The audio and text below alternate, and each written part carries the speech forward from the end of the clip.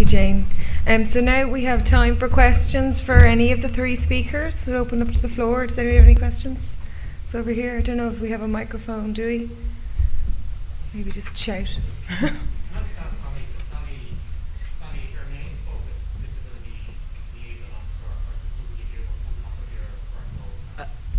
No, my main role is the Borough Services Librarian, so I manage the frontline staff. The Disability Liaison Officer is just one facet of that, yes.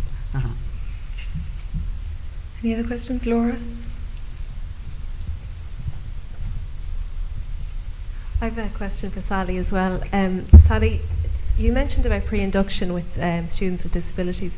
Do you meet all of the students who are registered with your disability office, or how do you decide, or is it a voluntary thing? It's organised through Disability Services, and so far it's been predominantly the Asperger's students and their kids. They come along as their parents, rather.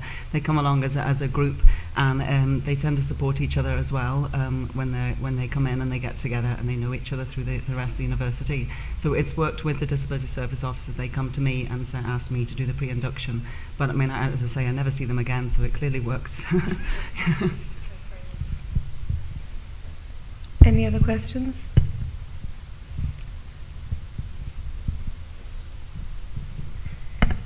Thanks a lot. Alison, sorry, it's a question for you. You talked at the end about what next, having worked so well with the Creative Development Centre, you were looking for other outlets, other collaborators. And then we had Sally's presentation about disability service, which, I mean, there was an obvious link there. I wonder if you've thought about working with disability services or any of the other support services. I have done, and I think one of the benefits of the project of being involved in the development of, first of all, the Digital Literacy Toolkit and then the Graduate Attributes Toolkit is that it has actually allowed me to work with members of the Disability Support Service and indeed other areas within DIT. So, as is often the case, when you develop a personal relationship, it's a lot easier to get that started. At the moment, my goal is to finish this collaborative website, DIT Job Space, to do that over the summer, but I will be looking for more collaborations after that. Over here.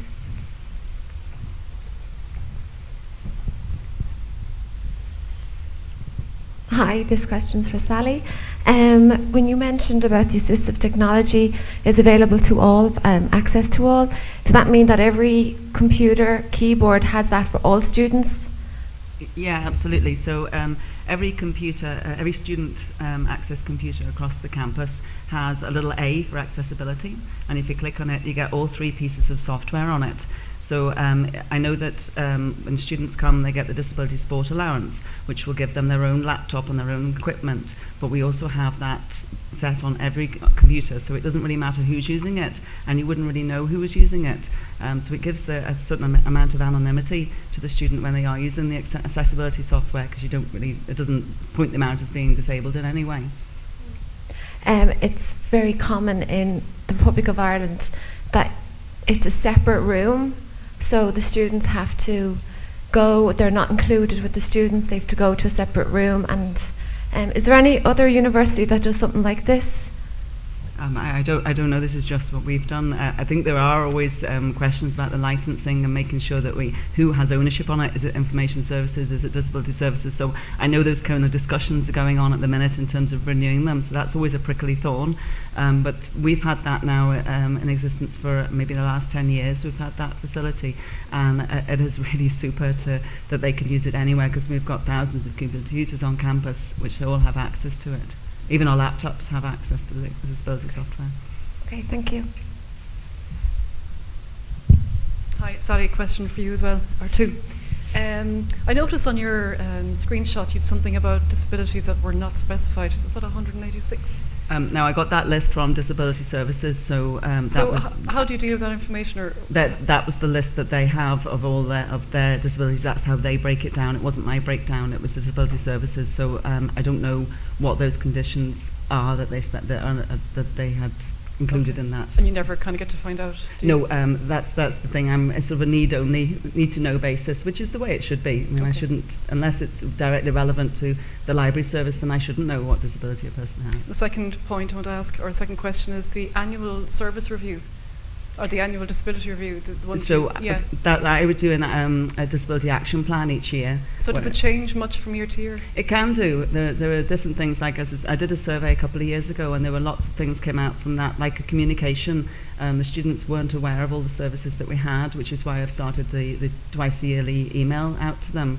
And also there was problems for the students with Library of Congress accessing the shelving. So this year we're working on improving our signage to our bookshelves, and maybe we consider going down colour coordinating, but that's very difficult with the intricacies of Library of Congress. So we're maybe trying to maybe indicate, actually say that what area it is, maybe geography or history, and just put broad subject headings on the shelves rather than just the Library of Congress classification.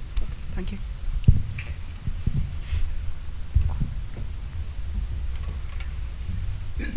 Sorry, I have a question for you, Jane, just in relation to collaboration and digitisation. As you know, I'm involved with Alanis and my colleague Eva Lawton. We've been trying to work in collaboration with developing countries, and we've been trying to reach out to some of the African countries. But unless we have a kind of a like that personal relationship that Martin was able to initiate, it's quite difficult. And I just wonder, in terms of how to kind of progress that, if you have any advice, because we have been in touch with a few different agencies, but it never really bore fruit. Well, like you said, it's really hard to do, and I probably would have never investigated that area, and I would have never thought that skills and information that I have could be used in that environment. So it did come through an informal collaboration, but then meeting and working together, and we've done quite a bit of work together now. You kind of say, okay, we have this niche, but we're realizing now that it's much bigger than either one of us. I mean, it's certainly not in my employment sphere, it's an area of interest. So it's a lot bigger than what we have. So that's why we're kind of hoping to, I guess, make a call out for people who are interested. Okay, so I might talk to Any other questions? I just have a quick question for you, Alison, if that's okay. I noticed you talked about changing the language you use with people in the university, moving from information literacy to the broader digital literacy. And I was wondering, did you find people kind of sat and listened to you more, or they understood better what it was that you were trying to say with that change of language? Because the term information literacy means a lot to us as librarians, but sometimes it gets lost with other people. I did, and I think librarians have been talking about information literacy amongst ourselves for a long time, and we're very interested in it, but I'm not sure if the wider community within our institutions is as interested in it. Whereas digital literacy, whether it's just a fashion or a trend, it's a buzzword that really does seem to act as a hook and gets us in the door. I mean, I don't think that digital literacy and information literacy are synonymous with one another, but digital literacy does have to include information literacy as one of the components. But yes, I do think that it got us in the door to talk to people that we might otherwise not have actually had that opportunity with. Yeah. Okay, thanks. Are there any other questions? Okay, well, and that concludes this parallel session. I think we'll be the first in the queue for the coffee. Thank you very much to all three of our speakers.